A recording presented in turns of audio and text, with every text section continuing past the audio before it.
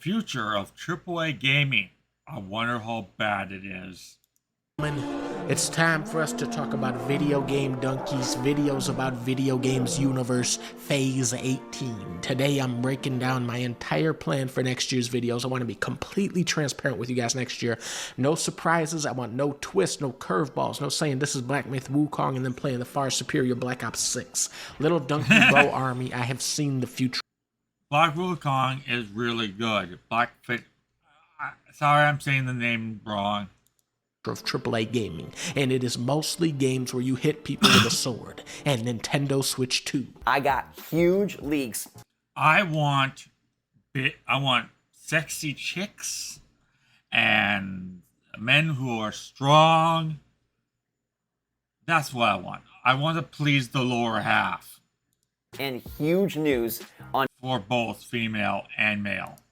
Nintendo Switch 2. Trust me, bros. And it is supposed to release in late 2022. Oh, and for the people who probably dislike this video, thinking it has to be gender neutral, then go play the games you didn't would die. Tell me.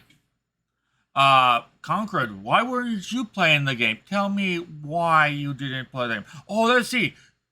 No one's playing it because it was that much of a pile of junk over the characters. And why is Marvel Rivals selling like hotcakes? Because the characters love. I would like to lay in bed with them. Early 2023. Ask and you shall receive. Nobody asked me to play Soul Edge for PS1, but that is what you will receive anyway as the first video in January, because I like Soul Calibur. And then we're going to be wrapping things up for the big January reveal of the Switch 2. Nintendo has already started preparing the mass production. Oh god. I love the object that Nintendo is actually naming their console by numbers. Because it's going to make it so easy. If they go by the name Switch 2 or just add a number on it, it's way easier. They don't have to spend hours making one name. Just slap, like when they come out with Switch 3, call it Switch 3.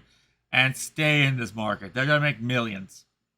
Because no one else is. And also, easier for people who are buying so they don't accidentally buy like the Game Boy Advance when the 3DS, the Game Boy DS was out, thinking the advanced means it's advanced when it's old technology at that point. It was the advance of the original console. For the next gen Switch, which will be launched in 2021. So yeah, just a few months essentially. All of this stuff that went around in December was just wrong. I've heard from very trusted sources that Switch 2 is going to be revealed in January from big time, like the guy on Reddit said it. There is actually a verified Reddit mod, which... So the Nintendo Switch 2 leaks have gotten pretty insane, and... they actually have the Y and X buttons reversed from how Nintendo has them. Nintendo Switch 2 is going to be a PlayStation 2 level event in gaming. The second this thing gets announced, I am throwing my PS5 Pro directly out the window. It will literally be selling like hotcakes more than the PlayStation 5 or even 6 later. But only because it's a hybrid console. Literally, that's the primary.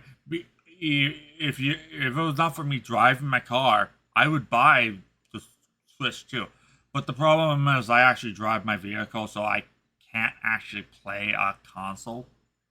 I have to keep an eye on the road. That's state law and U.S. law. So I can't actually be playing a game while driving. And I won't anyways, because if one mistake, you're dead. But great for kids. If I ever had kids in the future, I would definitely buy them the consoles. This Nintendo Switch 2? Yes. Over on Twitter, But I won't buy them the PlayStation or Xbox. there was a tweet that proves everything. The launch lineup for this thing is going to be pure insanity. New Elden Ring, that's a day one launch title. Witcher 4, that's a day one launch title with 4 times as many bugs as Cyberpunk. There's a ton of third-party support in the pipe. Yeah. So many AAA companies. I don't even... If you're going to pre-order a game, don't. Wait till reviews come out from actual people you know. It could be a Concord again. where it dies within a week. You may want to buy the game before it. You may want to buy, if you see the game going to die, buy some of that game because it might not be around for a week. Concord burnt and died and burnt down. So if you hear a game dying that fast, buy a bunch because it's going to be worth a lot. Pipeline. Get ready to play modern AAA offerings on your Nintendo And I mean physical, not digital. Digital don't bother. Switch system. And a lot of different games from major studios are essentially just sitting and waiting to port their games to the next generation Nintendo console. So there you have it. Bloodborne is a day one launch title for Switch 2. It's going to be 60 FPS, 5K. And here is the logo. It's essentially Nintendo Switch with the Switch logo, but there's a Oh, perfect. Bon appetit. Perfect thing. 2 next to the logo. Which confirms everything that I've been saying. Everything about Switch 2 is going to be 2 themed. Mario Odyssey 2, that's coming day one. Pikmin 4 2, that's day one. F-Zero, no, F1. But wait, there's more. Donkey Kong's Big Banana Extravaganza, an all-new 3D Donkey Kong platformer made by the Mario Odyssey team. They made 2 games and they're both coming out day one. That's been confirmed. So I'll put both images up on screen for you guys right now. That's the wheel from Mario Kart 9. That's day one confirmed. There was a person on Reddit who... When a person on Reddit said it, it's gotta be true. Either all this is right or it's gonna be like 1-2 Switch and Funky Barn.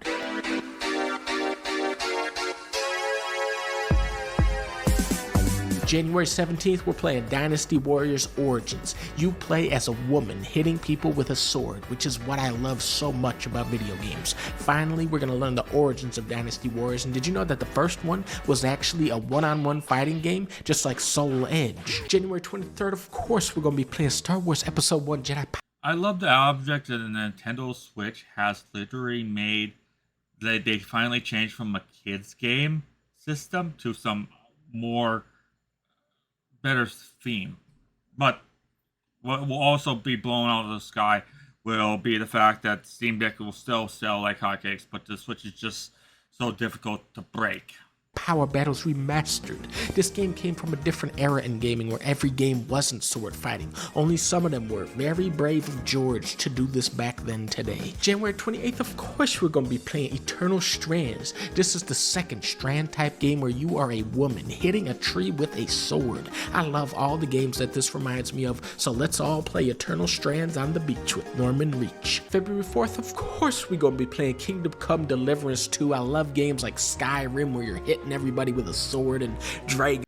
Skyrim, which has been ported insanely a lot, probably going to get ported for the rest of eternity. The same game you have to rebuy over and over and over again.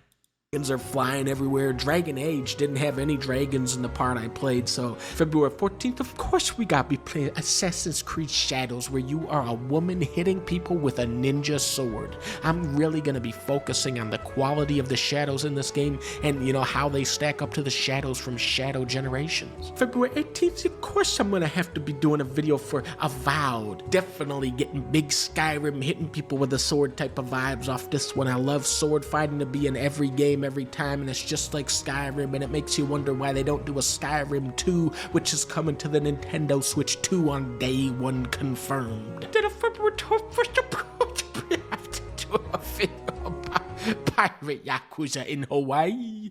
In this game, you play as a Japanese gangster who becomes a pirate captain that can create clones of himself, and then he sails to Hawaii and teams up with a giant boxing monkey.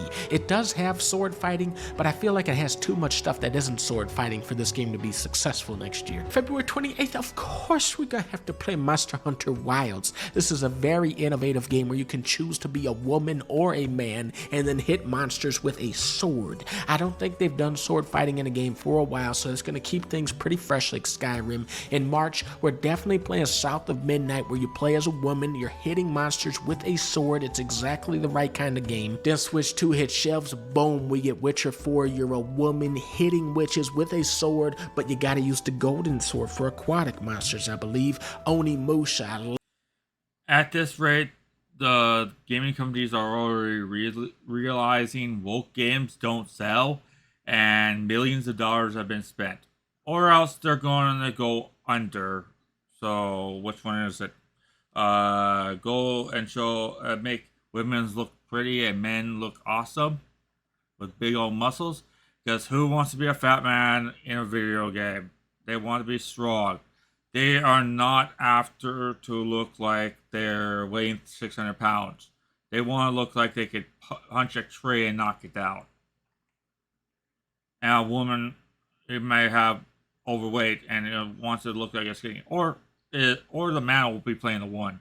That's why Dead or Alive sells like crazy, because men are buying microtransactions to dress up their gaming dolls.